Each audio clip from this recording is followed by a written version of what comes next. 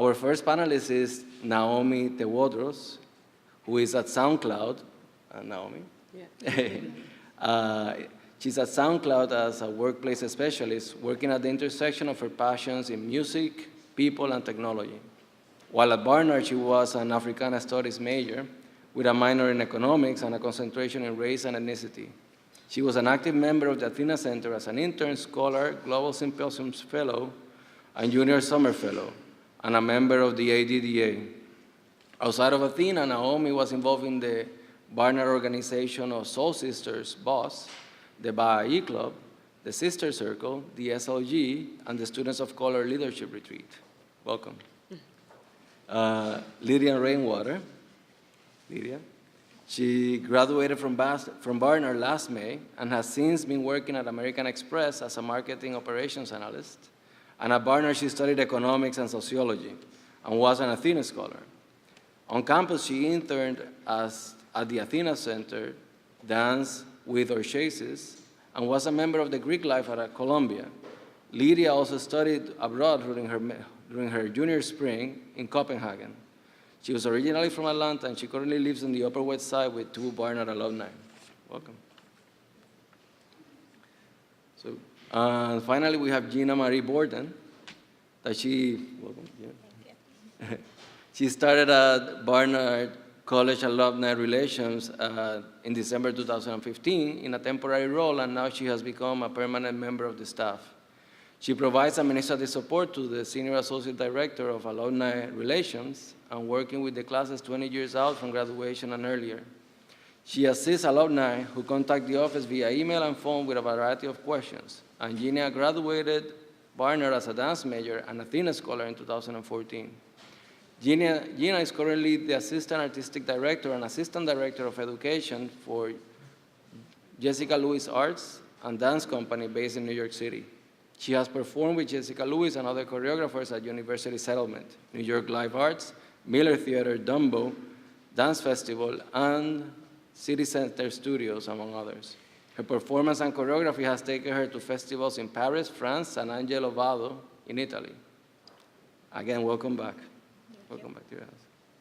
So I think that we can start this panel with a general financial literacy question that can be addressed to all of you.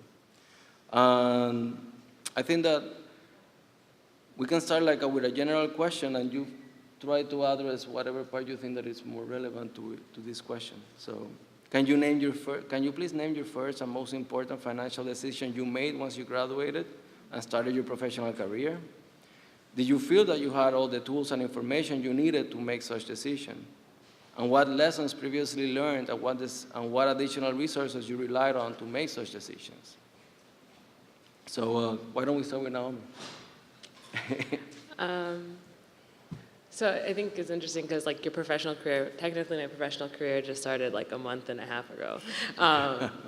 But I would say the first major financial decision that I made in relation to my professional career was declining a job offer because it wasn't a sustainable amount of money that they were offering. I could not afford to live in New York City working there full time.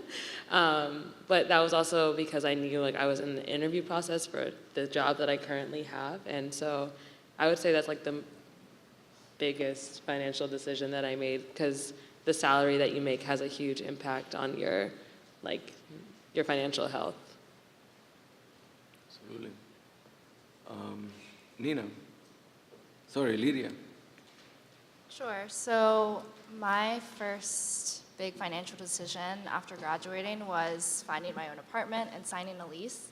And not having had a stable income beforehand, I didn't have, just pocket cash to throw at a new apartment. So that was a big decision that obviously I had the support of my mom, which is very helpful. But that was a huge decision for me, not knowing how. So I got a job in June and had to move to New York City then. So it was only a month after graduation. So I didn't have any income between that period of time where I could kind of gauge, okay, this is a good price point for me. So I just kind of had to ask my friends and other grads who had already moved off campus and just really relied on my mom and my other support systems for ideas of what's too high, what's too low, what I should expect from an apartment, and what price I'm willing to pay for that would be. So that was really scary, jumping onto a lease and not knowing if I could continue paying this price as I started my job. But I think the people around you, and there are so many resources online about apartments hunting, and especially in New York City.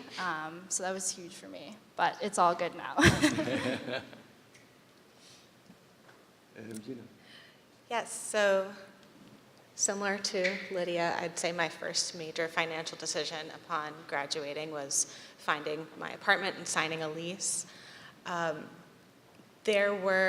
I was very fortunate on 3 fronts. One, I had a job upon graduating Barnard. 2, my parents live within commuting distance of the city, so I was able to take some more time and commute for a while before jumping right into an apartment. And 3, my dad is a real estate attorney, so he was able to guide me into how to find trustworthy landlords, making sure the lease is up to code, that everything kind of checks out. So in regards to once you get to making that decision, if you're going to be living on your own, I would say definitely consult with your support system and have other people read over this lease, have people you trust to check out the place with you. It's, even if it isn't somebody who is in real estate, it's always great to have someone there who has either been through the process before or just has your general well-being in the forefront of their mind. Naomi, I want to ask you a little bit later about this process of the job seeking. Do you also have like an interesting situation about the apartment hunting process? So when I graduated, I did not have a job. And I was very fortunate that I had cousins who let me stay with them. And so that made it possible that, for me to stay in New York and continue applying for jobs, interviewing. And so I don't, but I recently, something that I found helpful, because that is a real thing. If you don't have disposable income when you get a new job and you want to move out on your own, I found a really positive sublet situation that I found it online on Facebook, a lot of Facebook groups, and I am now living not too far from my cousins, and found a really great deal, really great roommate, great situation where I'm able to pay month to month without having to have signed a lease. Oh, that topic of apartment hunting in New York is always a critical topic around here. Yes. How about we move to a section in which we ask some specific questions that are related to your professional experiences. Let's talk about personal and professional budgeting first. I will start with Gina, please. Gina, as an assistant artistic director and assistant director of education for Jessica Louis Arts, you oversee the budget for your dance company, as well as your own personal budget. Can you talk us through both processes? What were your first obstacles and how you overcame them? What have you learned as you keep getting more experiences on this?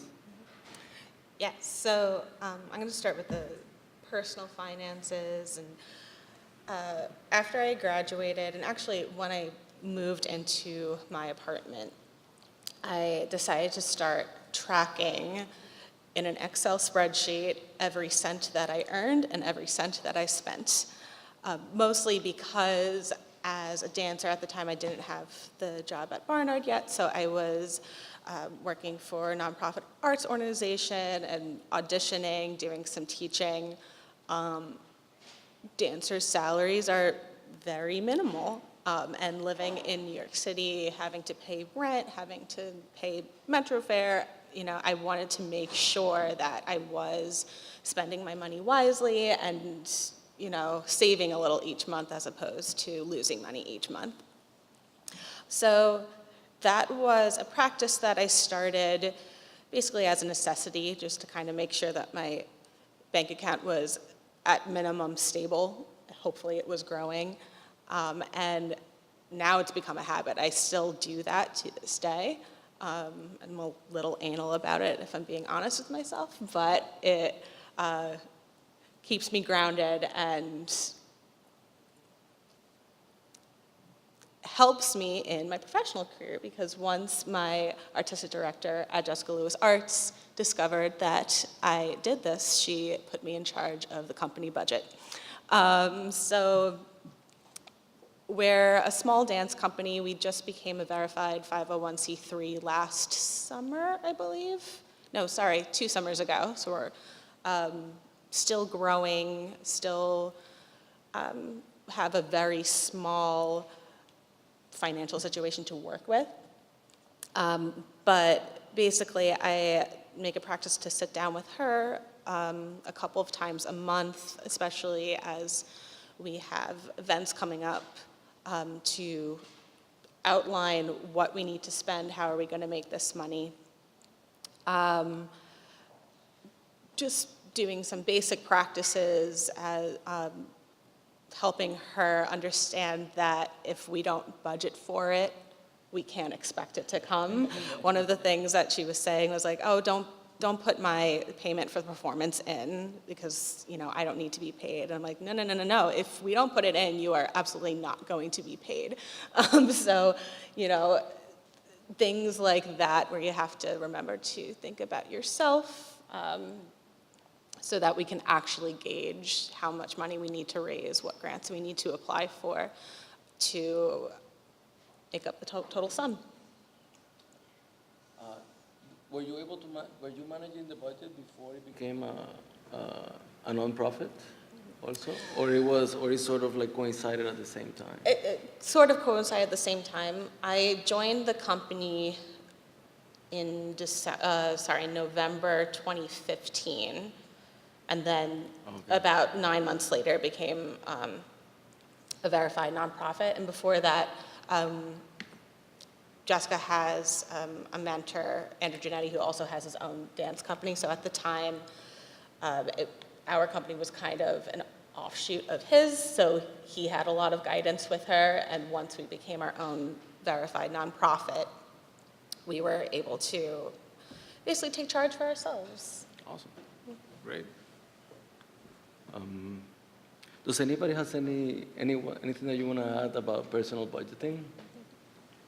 I'll just say that I also have an Excel sheet that I use every day at tracking my purchases. I also use the app Mint, but I don't check it often, so I should, but I don't. But it's a really great way to, you basically link your bank account and your credit card to this app, and they track your spending, and you can categorize your expenses, whether it be rent and utilities, to coffee, to shopping, etc. So it's really great if you want to see generally where most of your expenses fall, what categories they fall into.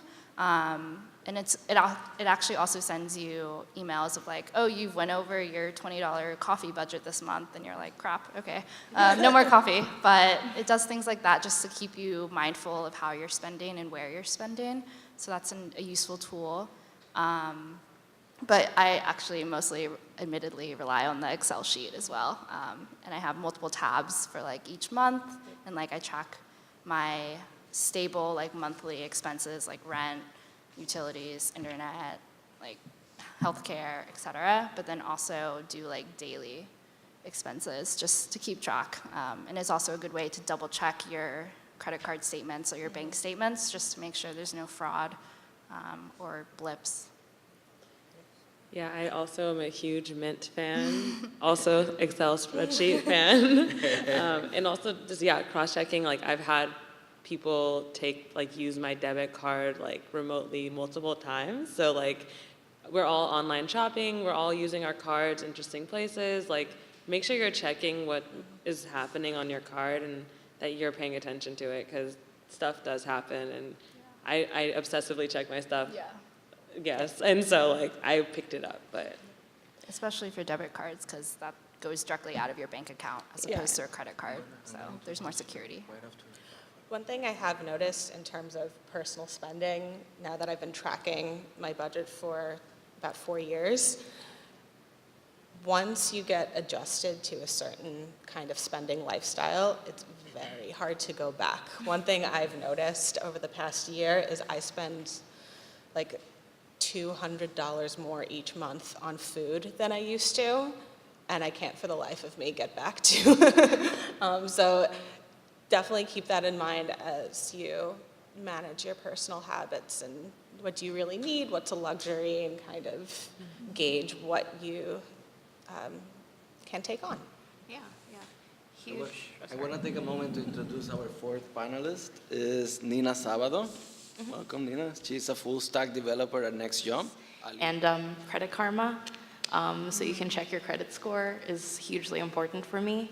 I've had like a friend who's also a recent Barnard graduate who's like, I don't want to look at my credit score, it's scary. But you know, it's something that you should be aware of. It's kind of like checking the health of your finances. So yeah. Thank you for Are we going to talk about credit scores? Yes, yes. Because it's important. Like, I don't think we, like, Yeah. as, like, people who are young in our, like, financial life and financial health, like, that's something that you have to, like, kind of feed and, like, take care of because it affects what apartments you can get. It can, I've heard people say, like, they look at it maybe when you apply for some types of jobs. Like, so your credit score is, like, very intimately linked to you, unfortunately. Absolutely. Actually, let's go into that line of credit. Lydia, in your current position at American Express, basically situates you at the center of these personal finances, usage of credit, and especially credit card credit. So which you consider are the best practices for young professionals to incorporate credit in their personal finances? And what insights have you gained in your current professional career that you have been able to bring to your own personal finances, in addition to what you have said, and plan to incorporate it in your future career path? Sure. So I work at American Express, which is a leading credit card company, and financial services in general. But this is not a sales thing. But the one thing I will say, regardless of what card you have, like pay it off in full each month, because that is how we make money off of you. So if you need to lower your spending limit, do that so that you don't go up above it, and have as many alarms, calendar alerts as needed so that you do pay it off in full.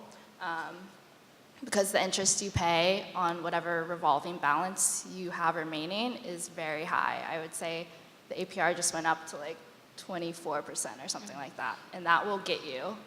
And that will affect your credit score as well. So if you want to have a healthy, high credit score, pay off in full as many months as you can, ideally every month.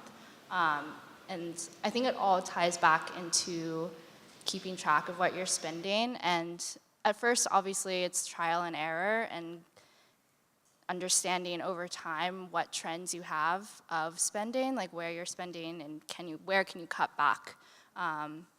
So that's the first thing. Definitely pay off your credit card bill, or any bill, immediately, as soon as you can.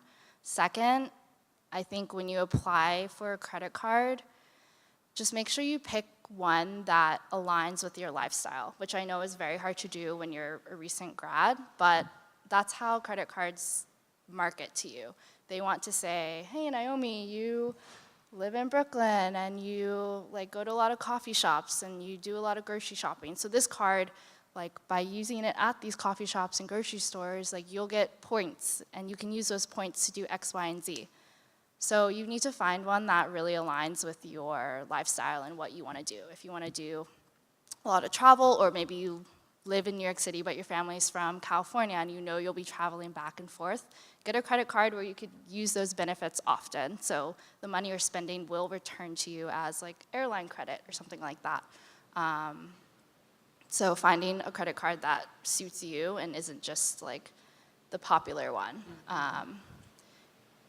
Thirdly, a lot of credit cards aren't free, so there's usually an annual fee. And what you're paying for is the benefits that are associated with those cards. So that, again, comes into make sure you choose one that you know you'll be like the cost of it will be beneficial to you. It'll be worth it. And I would say ideally get one without an annual fee to start, because you can always cross-sell, and that means get another card if your lifestyle changes, or you need, your life changes, so you need a credit card to better suit your lifestyle at that point in time. Thirdly, I don't know, I think that's really it for credit cards. Like, it's very basic. You just need to be aware that they're trying to get you to spend a lot of money, and you don't need to do that. Find the one that works for what you spend your money most on, and don't worry about anything else. So, yeah. That's great advice. Okay, so actually, Nina, let's talk a little bit about your area of benefits, of employee benefits. So at Next Jump, you work really closely with the environment of recent hires and seasoned employees that need to make important and impactful and lasting decisions in many aspects of their personal and professional life. So what suggestion can you give a Barnard college graduate that is going soon through the process where she needs to make such impactful decisions? And just as a follow-up also, so what decisions, for instance, related to benefits have you noticed that employees make that later on end up regretting or wishing they could have chosen differently? Definitely a 401k, I think. Are there any international Barnard students here in the room, maybe? Perfect, yeah, I'm also international, so this works for you and for people who are, citizens of the United States. But guys, if you have the option, and if your workplace gives you the option, definitely invest in a 401k. So your 401k is essentially sort of like money towards your retirement, and a 401k is pre-tax money. If you end up withdrawing it from your account, sure, you have to pay a 10% penalty for doing it, but usually your employers will match your contribution. So my workplace, for example, matches it 100% up to 3%, which means that if I put in $1, they put in $1, and after that it's 0.5% until 5%. So basically they give you 4% for every 5%, and it's essentially free money since they're matching your contributions. And it's always really great to have, and it works for international students too. So biggest takeaway. And for international students, it makes an even bigger impact because they tend to be taxed at a higher rate. So they tend to defer that later. So, that's great advice.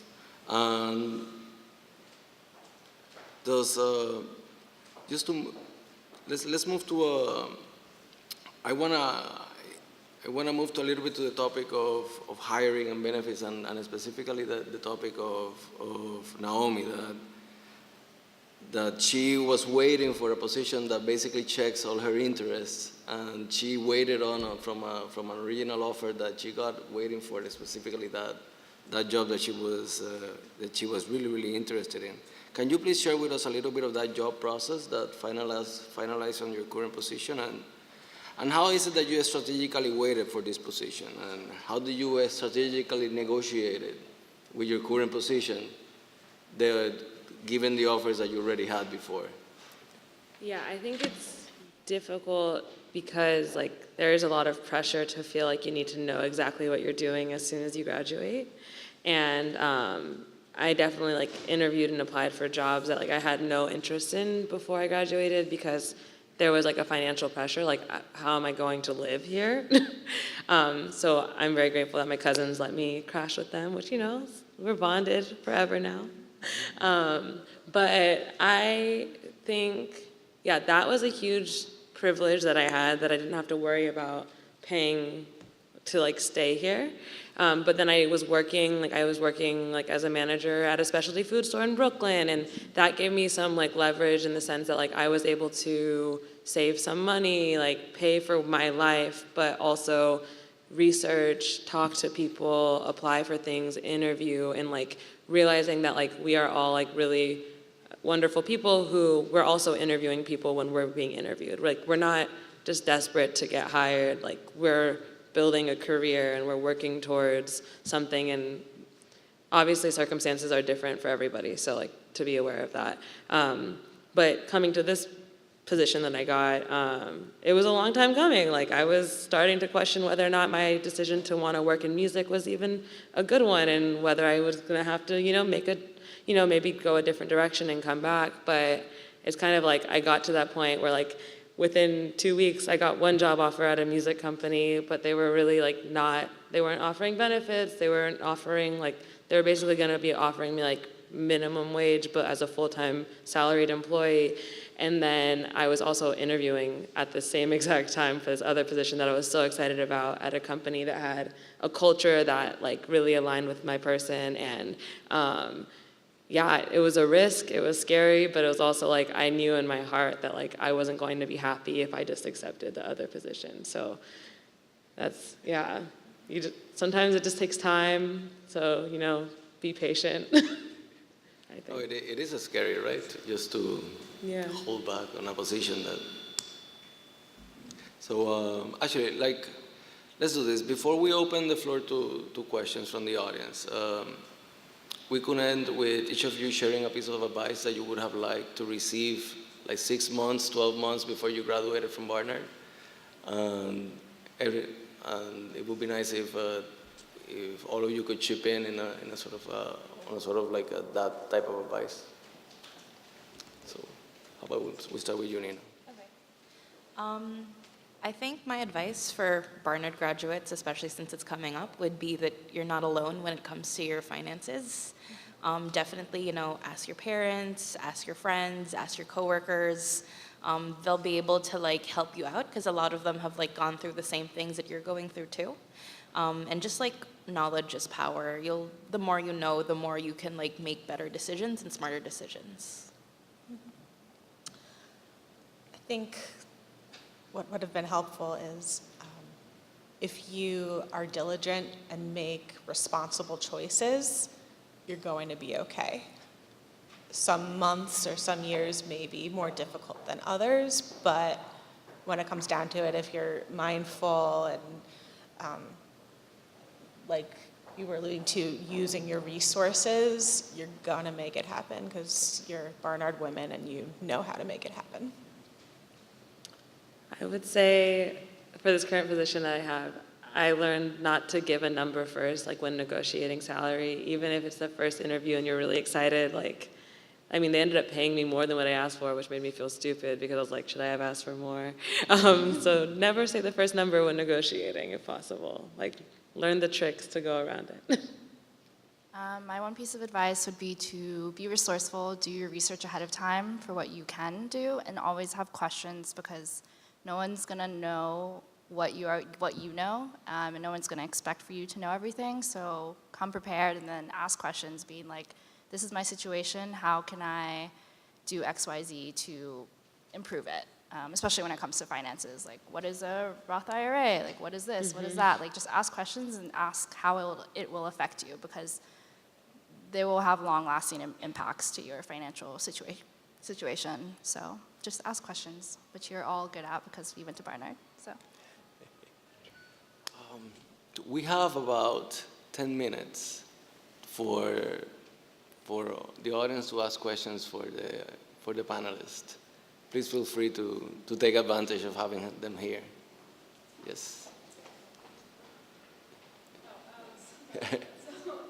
So, okay. First question that I have is, when you talked about making sure you pick the kind of credit that matches your lifestyle, so what kinds of tips do you have for finding ones that do match your lifestyle?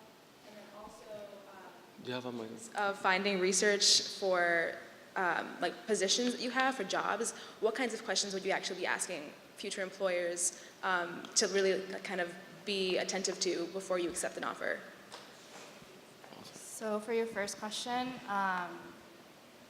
credit cards have different benefits, whether it be travel or groceries or I'm trying to think of all of them. But for example, I have a Sky Miles credit card. So I chose that because my family lives in Atlanta and I'll be traveling back and forth to see them. And knowing that the money I spend goes towards Sky Miles means that as I'm paying for everyday things like my phone bill, for groceries, for a night birthday dinner or something, anything, it goes towards building miles. So if you have something like that in mind, that's always useful. But if you know that you want to use their rewards program for turning it in to like concert tickets or something like that, you just have to do research on each of the credit card companies' websites, and they'll explain their rewards benefits. So just doing research ahead of time and figuring out, oh, is this something that I would actually get the most out of? Because you don't want your money just to go to waste. And some of them are rotating. Yeah. Like my credit card, like every 3 months, the benefits, or I shouldn't say the benefits, the things that you can spend money on that give you more points than regular things switch. So I think like these 3 months, I think it's restaurants, grocery stores, and something else. And sometimes it's gas stations and public transit, and sometimes around the holiday season a lot, it's Amazon purchases. So things like that, if you don't want to just choose one, there are some other options. And also a lot of credit card companies have partnerships with certain other companies, like some are partnered with like Amazon, and so you get like free shipping or something like that. So just looking into each of them and knowing your options ahead of time is really useful before you apply for a card, because that does affect your credit score applying to cards. And make sure, yeah, sorry. right. And make sure that like your credit score, current credit score, is like in line with what the card is looking for. I have a friend who applied for like a credit card, for example, that was like that looked for a credit score that was higher than what she had. And like every time they do like a hard check on your credit, you'll get dinged for it a little bit. So make sure that that you do your research and that you know like that it's a good fit for you. Yeah. A lot of the times, a popular option is just cash back. So for whatever dollar you spend, you get like, I don't know, A penny. back or something. So it's minimal, but you know, you have to find like the silver lining and see where your credit card can really help you, because at the end of the day, it's a tool for you to live your life, like pay for bills, etc. So, you know, you want to get the most out of it that you can. They're also a safe way to like guard to your debit card. So like if you're spending with a credit card, if that gets improperly used, you can just shut that off really easily, and the credit company is more likely, I think, to give you, like there's more protection, I think, in that. And there's also just like a time, like safety net built into it. So with debit cards, like if you pay for like Time Market, it comes out of your bank account immediately. But when you charge it on your credit card, you have 30 days to pay it off. So that's where credit cards are really helpful, is that you're not responsible for paying it, or it doesn't come out of your bank account immediately. So you have that month to like, you know, you spent this, you need to keep that in mind before you spend other things. And you, sorry, did you also ask about like questions that you'd be asking like when you're interviewing for a job? Yeah, it was something about what benefits you should ask in an interview. It's pretty much, what type of benefits, what is it, what type of how does the conversation of benefits should go in an interview? So things that you need to like be clear on is like vacation policy, like, and right, like that's normally when you would get an offer. But you know, like when you're like trying to like, when you're talking to people at the company or trying to see like, you know, like how's your experience, like what does your like day-to-day look like? Also like, they should be like, you don't have to accept an offer if they give you something and they're like, we're not gonna pay you, you're not gonna have any benefits, you get 2 days of vacation a year. Like, I don't know, like that's an extreme, very extreme. But like, yeah, being aware of like vacation and having like a clear idea of like, oh, what do I expect, what do I want? With salary, like knowing that they budgeted more than what they're offering you. With health benefits, like there's like things that you can negotiate with that. And like 401k, like that's important, even though we're only like in our 20s right now, we're going to retire eventually. And also something, Time. yeah, time. Also, Please. I was going to say commuter benefits, especially if you're in New York, having like the monthly unlimited Metro card, like having it be pre-taxed and you don't have to worry about going to the kiosk every month. It's automatically reloaded. Like that's a huge benefit that I've taken advantage of. Yeah. Not all companies are going to have all benefits, but like you should know the trade-offs. You know, maybe you might have a higher salary bump, but you won't have like all these great benefits. So it's up to you to sort of like really evaluate like each offer that you get and like think about it. Also ask about overtime. Yeah, sometimes it's a time and a half or something. Yeah, that's what overtime tends Yeah. to be. Does anybody have any other question? Oh, yes. Oh. So this is a little bit more technical, but what's the difference between a 401k and a TSA or 403b? Do you guys know that? That's nonprofit, right? Yeah, 403B is it's what I have. It's basically the same. Okay. I should say I'm giving a very basic answer to this because I'm not entirely sure how financial accounts are.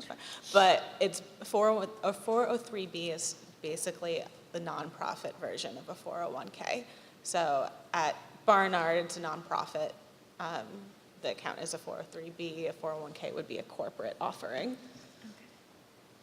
And those follow you for your whole life, Yes. right? Like, Yeah. so you might leave a job, but you'll still have your 401k that was matched. Not all companies match, but whatever amount of money you save. And you can have both. So if I leave the nonprofit world and go into a corporate job, you can have multiple. And you can also choose to go in the Roth IRA, which Lydia mentioned. But Roth IRA is kind of like a 401k or the nonprofit version, but post-tax. So lots of options, lots of research to do.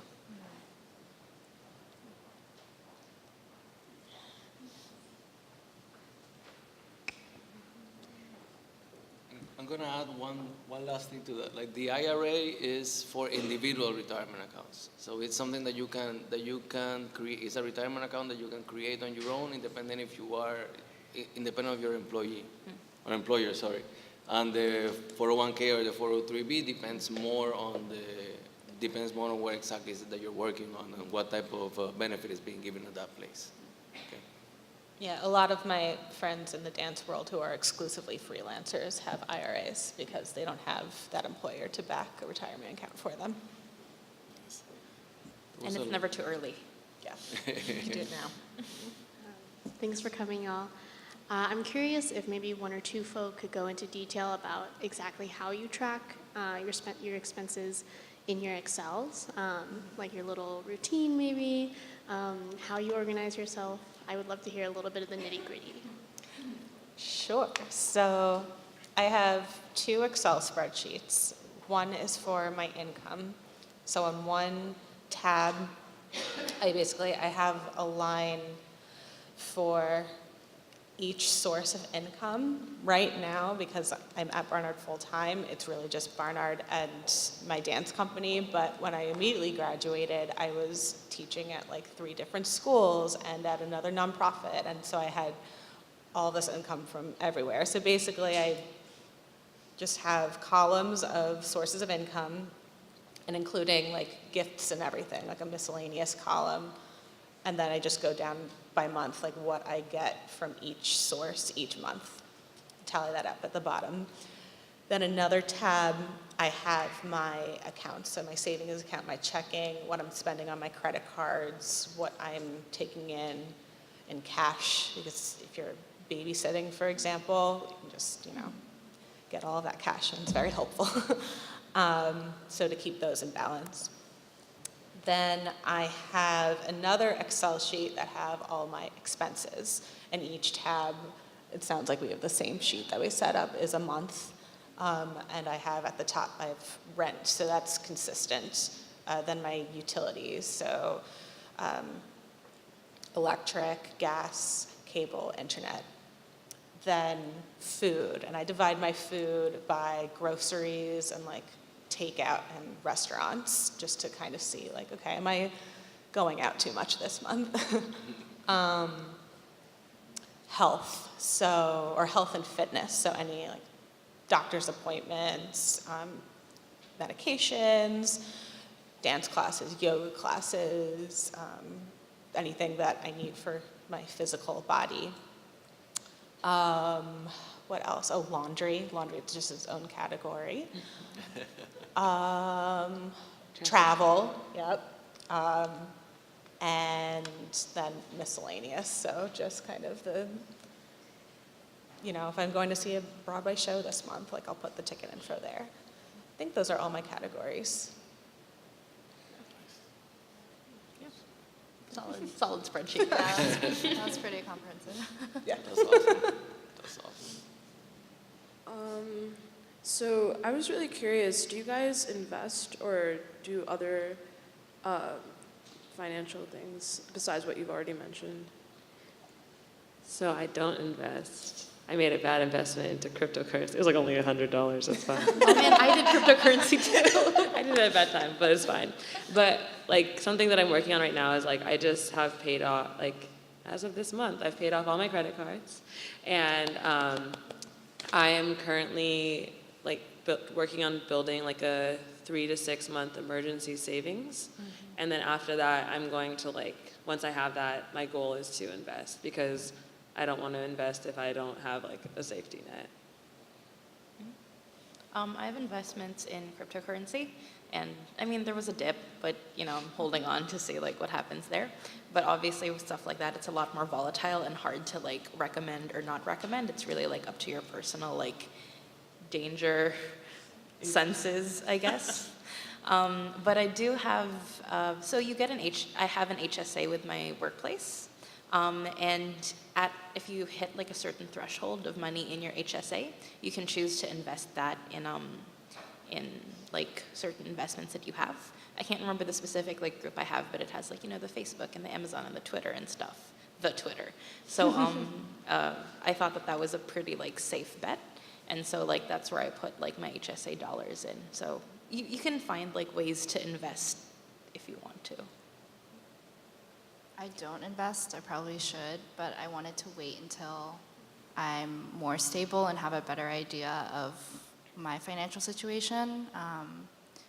But if you're in a position where you can, like, there's no harm in it. Just like we've all said, like, ask questions and do your research before.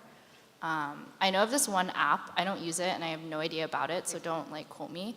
But it's called Acorn, and so it basically rounds up all of your spending. Let's say you spend $1.75 at Starbucks. It'll round up and take the quarter, like 25 cents left, to $2 and invest that. I don't know where it goes or how it does it, but that's what it does.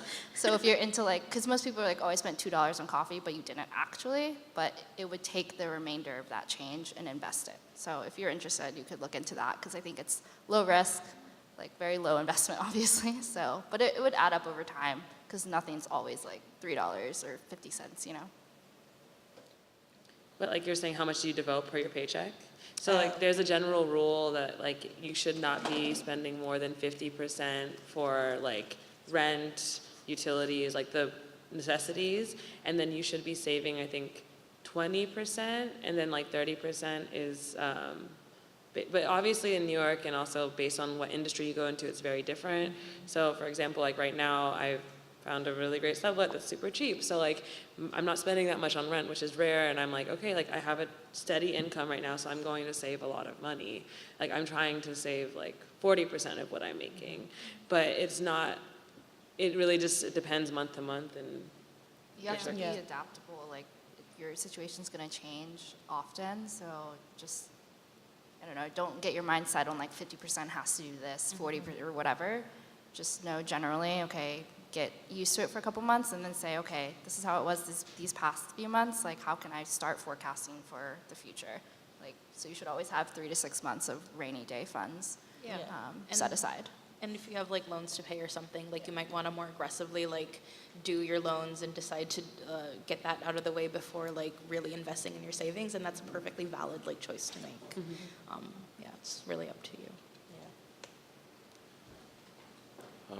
I think that's all the time that we have. I really want to thank Naomi, Nina, Lydia, and Gina for being here. Thank you very much. We learned a lot today and really appreciate it. And thank you for sharing all your experiences. We have a full day of workshops.